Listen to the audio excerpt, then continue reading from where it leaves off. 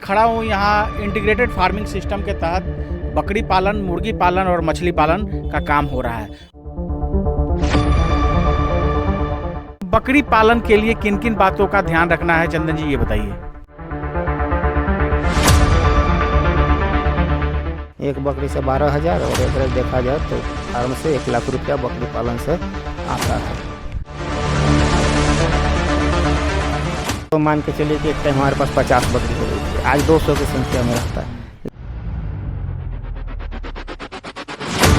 मुर्गा, मुर्गी, बकरा, बकरी और जो भी एग्रीकल्चर प्रोडक्ट है, मछली है, खेती है, बाड़ी है, तो घर में खाते पीते हुए परिवार चलाते हुए 2 लाख रुपये का बचत है। दोस्तों जहाँ मैं खड़ा हूँ यहाँ इंटीग्रेटेड फार्मिंग सिस्टम के तहत बकरी पालन, मुर्गी पालन और मछली पालन का काम हो रहा है और लगभग 4 वर्षों से ये फार्म है और काफ़ी अच्छे तरीके से सब कुछ चल रहा है। जो भाई 2025 में इस तरह के व्यवसाय को करना चाहते हैं और अपने गांव में घर परिवार में रहकर और आजीविका के माध्यम को अपनाया जाए, तो उन सभी भाइयों के लिए वीडियो काफ़ी इन्फॉर्मेटिव होने वाली है। जिनसे अभी जानकारी लेने वाला हूं, इनके पास 4 वर्षों का अनुभव है और काफ़ी सही और काफ़ी सुलझी जानकारी आपको मिलने वाली है। तो चलिए दोस्तों, देर न करते हुए वीडियो शुरू करते हैं। सर, हमारे चैनल पर आपका स्वागत है। सर, आपका भी हमारे फार्म पर बहुत बहुत स्वागत है। अपना नाम और यहाँ का पूरा पता हमारे दर्शकों को बताइए। हमारा नाम सर चंदन कुमार हुआ और मेरा फार्म जो है पालीगंज से पूरब दिशा की ओर ब्लॉक से मात्र 100 मीटर की दूरी पर स्थित है। और ये फार्म इतना परिचित हो गए हैं फार्म से पालीगंज के वासी लोग कि यहीं तक अपना आके अपना जो भी उनका प्रोडक्ट होता है अपना लेके चले जाते हैं। तो चंदन जी, कई वीडियो आपके फार्म का हमने बनाया है, लोगों को बताया भी है, काफ़ी लोग पसंद भी आपको किए हैं। सबसे पहले अभी तक फार्म का नाम वगैरह रखे हैं कि नहीं? सर, फार्म का नाम है, क्या है? फार्म का नाम टुक टुक है। टुक टुक समेकित कृषि फार्म के नाम से है, टुक टुक एग्रोटेक। और ये बच्चे का नाम है आपका? जी सर, एक बच्चे का नाम है। तो सबसे पहले बात करते हैं, जो ये फार्मिंग की आप शुरुआत की, कब से की है? ये सर हम लोग लॉकडाउन के बाद से चालू हुआ था, आज जाके 4 वर्षों का सफ़र तय किया है फार्म हमारा। तो लगभग 4 वर्ष जो हो गए कंप्लीट हो गए? जी सर, 4 वर्ष कंप्लीट होगा। तो सबसे पहले किस चीज़ से शुरुआत आपकी है? सबसे पहले सर हमारा शुरुआत छोटा सा फार्म बना था, उसके बाद मुर्गी से हम लोग स्टार्ट किए थे। मुर्गी के बाद फिर मन हुआ कि चलिए मुर्गी के साथ कुछ बकरी लाया जाए, तो वही शुरुआत में जानकारी के अभाव में हम लोग पटिया से स्टार्ट किए थे। हालांकि बढ़िया रहा, उसका है अभी प्रोडक्शन है, उसका बच्चा है। जो पटिया लाए थे अभी वो माँ बनी है, बहुत बढ़िया अच्छा खासा इनकम भी है।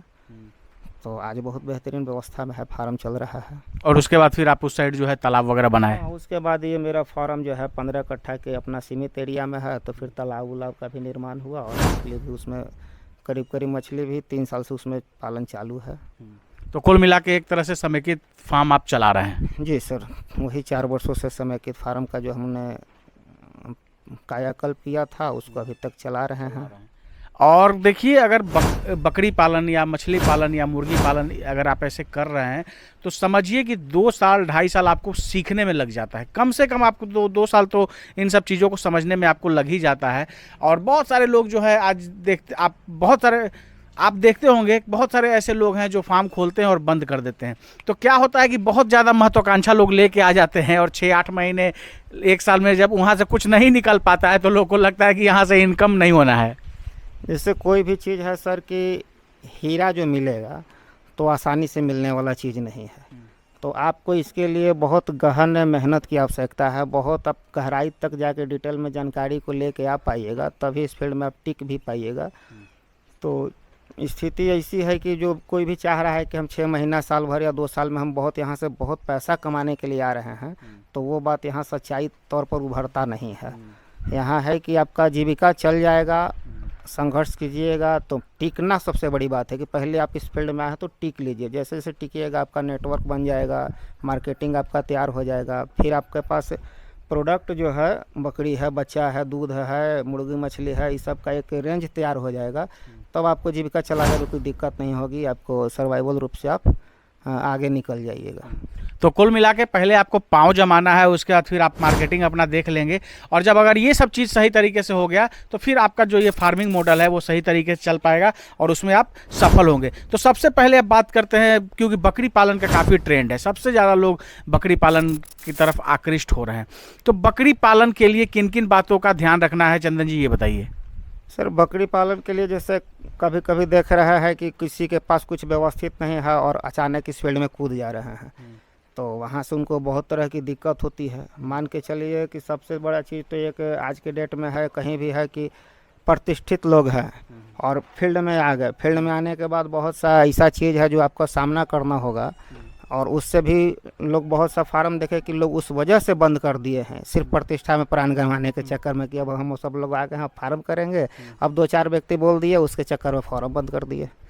तो ऐसा नहीं है, जब इस फील्ड में आप आए हैं तो अपना पूरा दरवाज़ा को लॉक कर लीजिए, फिर इस फील्ड में उतरिए, और उतरने के बाद इस फील्ड में अपने आप को सर साबित करने की ज़रूरत है।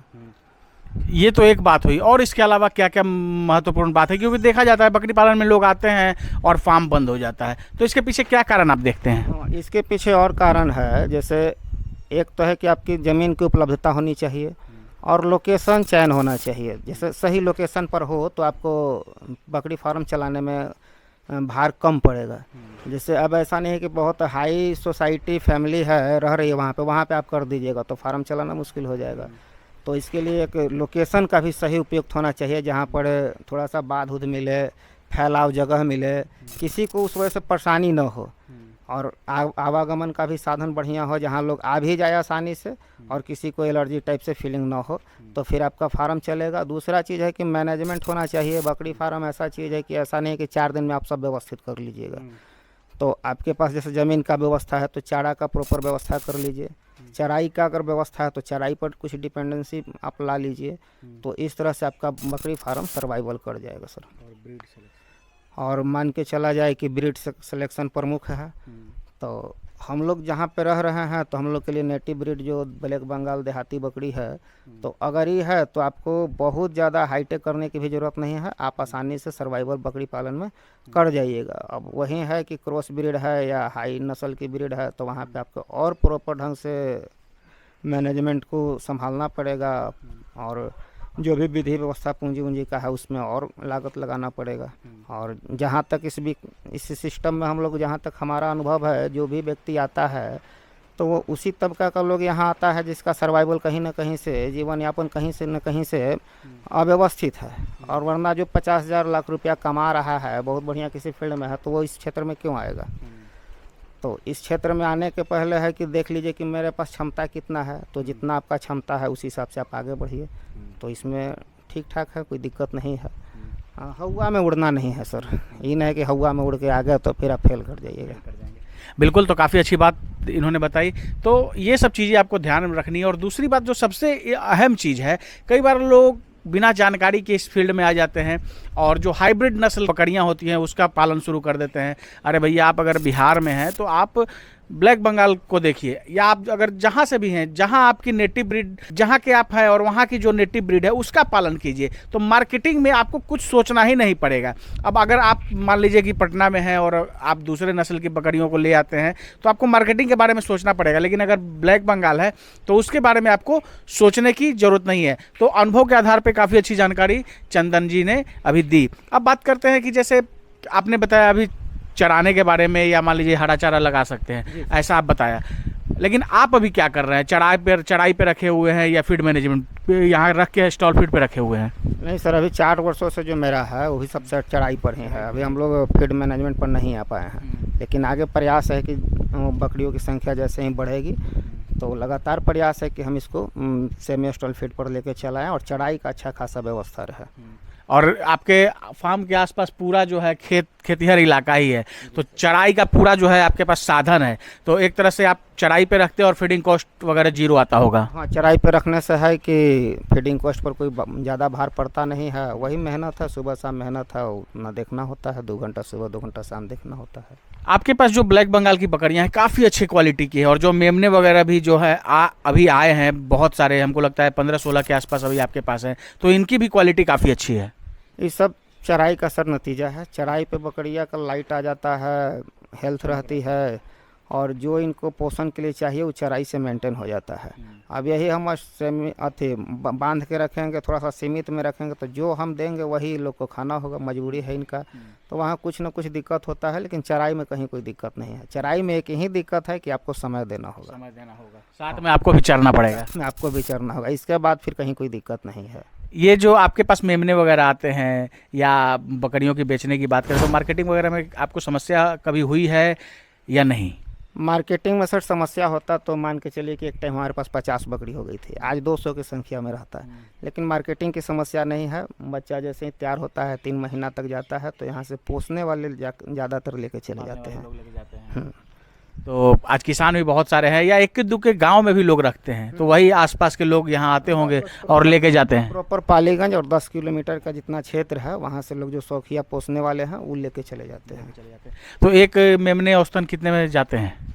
एक मेमना मान के चलिए कि अगर 8 किलो का है तो 3200, 10 किलो का है तो 4000, मतलब 3000 से 5000 के बीच में निकल जाता है। वो जिस हिसाब से वजन है उस हिसाब से वो जाता है। तो एक बकरी तो कम से कम 2-3 बच्चे, 2 तो बच्चे देती ही है ब्लैक बंगाल एक बार में। एवरेज आपका 2 मान के चलिए, 2 में दिक्कत नहीं है। कोई 3 दिया तो कोई 1 दिया, एवरेज आपका 2 रहेगा। कोई 2 रहेगा, कोई 2 दिया तो एवरेज 2 चला जाता है। तो एक ब्लैक बंगाल से अगर एक साल में बात करें तो लमसम एवरेज अगर कितना निकल जाता है इनकम का? इनकम एवरेज जिस तरह से हम लोग कर रहे हैं और जो मेरा फार्म है तो बकरी से मोटा मोटी 1 लाख रुपया इनकम आता है। एक बकरी से अगर देख लिया जाए तो एक बकरी से 12,000 और एवरेज देखा जाए तो फार्म से 1 लाख रुपया बकरी पालन से आता है। और अभी अगर मदर गॉड की बात करें तो कितने हैं आपके पास अभी? मदर गोट की संख्या हमारे पास 14 है और मेमने 16 हैं। 16 बच्चे हैं और 2-4 बच्चे और आने वाले हैं। यानी लगभग सब जोड़ जाड़ के बात करें तो 30 के आसपास संख्या अभी आपके फार्म में है। संख्या है 30 की अभी वर्तमान में संख्या है और 4-5 बच्चे और आएंगे। अब बात करते हैं जो आप मुर्गी रखे हुए हैं, तो ये जो सोनाली है और कुछ कड़कनाथ भी आपके पास हैं। हाँ, सोनाली है, कड़कनाथ है। शुरुआत से हम लोग देसी पर ही काम किए हैं। देसी पर काम करने का सबसे बड़ा फ़ायदा है कि अपने से चर लेती है, चर उड़ के तैयार हो जाती है। तो मान के चलिए कि इस पर भी कोई विशेष खर्चा नहीं होता है। थोड़ा बहुत मोटा मोटी दाना वाना दे दिए, उससे अपना सर्वाइवल कर लेती है। हमारे तो देखे कि मुर्गियाँ आपकी फ्री रेंज में बाहर चर रही थी, तो प्रॉपर वैसे ही रखते हैं या दाना वगैरह कुछ देते हैं? जैसे अभी मौसम आ गया कि सब चीज़ कट गया है तो अभी दाना बिल्कुल न के बराबर मिलता है। और जैसे सब जगह धान वान लग जाएगा, खेती हो जाएगा, तो फिर कुछ अंदर रखना होता है तो दाना दिया जाता है। लेकिन फिर भी सुबह शाम निकल ही जाती है, 1-2 घंटा चर लेती है और फिर थोड़ा बहुत दाना मिलता है। कितनी मुर्गियाँ अभी आपके पास हैं? अभी वर्तमान में 150 के पास मुर्गी है। तो ये मुर्गियाँ भी यहीं से बिक जाती होंगी? हाँ, मुर्गी भी यहीं से बिक जाती है। एवरेज मान के चले तो महीना में मेरे यहाँ से 100 मुर्गी निकल जाती है। तो रेट वगैरह क्या रखे हुए हैं? रेट वही 400 रुपये केजी के हिसाब से। 400 रुपये केजी यहाँ से बेच देते हैं।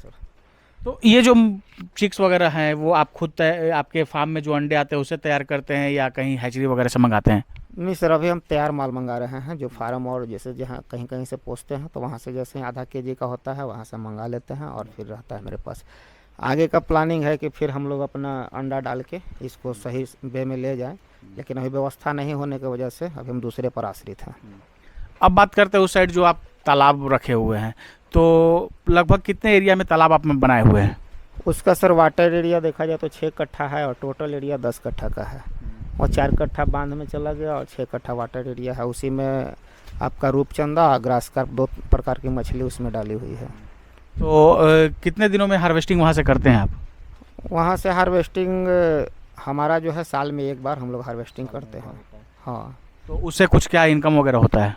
उससे इनकम मान के चला जाए कि साल में 50,000 का इनकम है। तो 6 कट्ठे के एरिया से अगर 50,000 आ जा रहा है तो अच्छा है।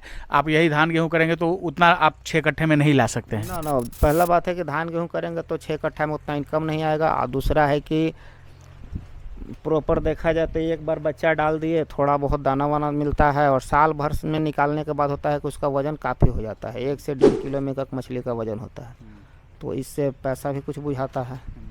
ओवरऑल अगर तीनों की इनकम की बात करें, गॉड फार्मिंग यानी बकरी पालन, मुर्गी पालन और मछली पालन से सालाना क्या इनकम हो जाता है?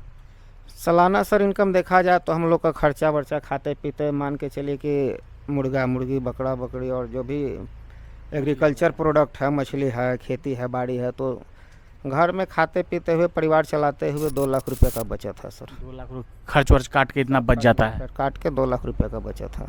अब बात करते हैं, जैसे ये तो आप 2021 से कर रहे थे, उसके पहले तो आप अच्छे स्थिति में थे, काम कर रहे थे, वहाँ नुकसान होने के बाद इस फील्ड में आए। तो जो व्यूअर नए जुड़े हैं उनके लिए, उनकी सहूलियत के लिए ये मैं सवाल कर रहा हूँ, उसके बारे में थोड़ा सा आप बताइए। उसके लिए मैं थोड़ा सा संक्षेप में विस्तार कर देता हूँ कि जैसे लॉकडाउन के पहले करीब मान के चलिए मैं ही नहीं, करीब बहुत व्यक्तियों का बहुत अच्छा लोग जगह पर पहुँचे हुए थे। हम भी अपने फील्ड में थे तो बहुत बढ़िया जगह पर थे, कहीं कोई दिक्कत थी नहीं। लेकिन लॉकडाउन लगने के बाद हमारा भी हालत ख़राब हो गया और हम कहीं के नहीं रहे। फिर धीरे धीरे बैठते हुए यही रहा कि मतलब आर्थिक संकट में इतना घुरे कि यहीं पे अपना ज़मीन था, पीपल का पेड़ था, तो हम ऐसे ही दिन भर आके यहाँ बैठते थे एकांत में। मतलब व्यक्ति कहा जाए तो जैसे डिप्रेशन में चला जाता है वैसे डिप्रेस्ड होकर यहीं रहते थे। और फिर जैसे स्थिति नॉर्मल हुआ तो दिमाग में ख्याल आया, तो इस बिंदु पर हम लोगों ने काम किया, तो आज रिजल्ट देख रहे हैं। तो उसके बाद जो है ये फार्मिंग स्टार्ट किए और आज सही तरीके से इनका सब कुछ चल रहा है। और चंदन जी में एक चीज़ ये अच्छी बात है कि ज़्यादा ये फेंकते नहीं है। बहुत सारी बातें आप देखते होंगे यूट्यूब पे, बहुत तरह की बातें लोग बोलते हैं कि लाख रुपए कमा लिए, करोड़ रुपए, लेकिन जो सही तरीके से ये करते हैं वही ये बताते हैं। तो ऐसे ऐसे फार्मरों की संख्या बहुत कम है, और अगर ऐसे ऐसे फार्मर रहेंगे तो जो आज जो आज फार्म बंद होने का रेट है वो बहुत कम हो जाएगा, क्योंकि लोग जो है चंगुल में फंसेंगे नहीं। कई बार ऐसा भी होता है, लोग जब लगातार एक ही चीज़ को देख रहे हैं और लगातार लोग झूठ पे झूठ बोले जा रहे हैं कि हाँ लाख रुपए कमा लिए, करोड़ रुपए कमा लिए, तो जो जिनके पास इन्वेस्टमेंट वगैरह है, जिनके पास बजट अच्छा है, तो वो कहते हैं चलो यार इन्वेस्ट करके छोड़ देते हैं, इतना हम भी कमा लेंगे। और यही सब कारण है फार्म जो आज बंद हो रहा है। तो कहीं ना कहीं ये भी कारण है सर। देखा जाए तो मान के चलिए जिसका अच्छा खासा इनकम हो रहा है, तो फिर मान के चलिए खेती बाड़ी में आजकल आ कौन रहा है, यहाँ से तो लोग पलायन कर रहे हैं। नॉर्मल या सबसे गरीब तबका का लोग भी खेती छोड़ के भाग रहा है। बकरी पालन को या इस सब को इतना है दृष्टि से देखा जा रहा है कि लोग यहाँ से दूरी बना के जा रहे हैं। तो जो हाई प्रोफाइल होगा वो तो इस फील्ड में आएगा नहीं। तो इस फील्ड में आने वाला व्यक्ति जो है वो मजबूरी बसा रहा है। तो जब मजबूरी बसा रहा है तो उसके पास समस्या क्या है कि पूंजी के अभाव निश्चित है, और बहुत अनुभव एक्सप्रेस्ड होकर उम्र दराज होकर अगर आ रहा है तब तो इसको जी लेगा। लेकिन मान के चलिए कि 20-25 साल का यूथ आ रहा है, उसके पास कोई वीआईपी व्यवस्था नहीं है, तो उसके लिए मुश्किल है, क्योंकि ये बहुत टफ वर्क है। जो काम दिखने में जितना आसान लग रहा है बकरी पालन, दरअसल सच्चाई में उतना आसान है नहीं। तो बहुत डिफ़िकल्ट वर्क है। तो जो उसका उम्र हो गया है, सारा फील्ड से अनुभव ले लिया है, वो चाहे तो अपना कमर कस के जी जान लगा के इसमें साबित कर सकता है खुद को, और जो साबित कर लिया फिर उसके लिए दिक्कत भी नहीं है। अंत में जो लोग आपको देख रहे हैं उन सभी को बकरी पालन, मुर्गी पालन, मछली पालन या इंटीग्रेटेड फार्मिंग सिस्टम मॉडल से संबंधित एक मैसेज दे दीजिए। हाँ, मैसेज देना चाहते हैं कि जो भी व्यक्ति अगर अपना सर्वाइवल स्थिति किसी न किसी रूप में कर रहे हैं तो करिए, कोई दिक्कत नहीं है। और इस फील्ड को अगर इंटरेस्टेड है कि नहीं हमको करना है इस फील्ड में, तो फिर आइए धीरे धीरे स्टार्ट कीजिए। स्टेप बाय स्टेप कुछ सीखते जाइए, बनाते जाइए, एक व्यवस्था बनाते जाइए। ऐसा नहीं सोच के आना है कि इस फील्ड में हम करेंगे तो साल भर 6 महीना में हम यहाँ से कमाई करके जाएंगे। तो यहाँ आप टिकने से आइए, समझने से आइए, बुझने से आइए। मतलब ट्रेनिंग टाइप से आप या सीखने के व्यू से आप करते रहिए। 4 साल 5 साल आपका थोड़ा इन्वेस्टमेंट जाते जाएगा, आप कुछ सीखते सीखते चल जाइएगा, तो 5 साल के बाद एक आपका एक साम्राज्य यहाँ पे स्थापित हो जाएगा। फिर माल कमाइएगा आराम से, कोई दिक्कत नहीं है। दोस्तों आशा ये वीडियो आप सबको काफ़ी पसंद आई होगी। इस वीडियो को अगर आप फेसबुक या इंस्टा के पेज पे देख रहे हैं तो पेज को जरूर फॉलो कर लीजिएगा। अगर यूट्यूब चैनल पे देख रहे हैं तो चैनल को सब्सक्राइब कीजिएगा।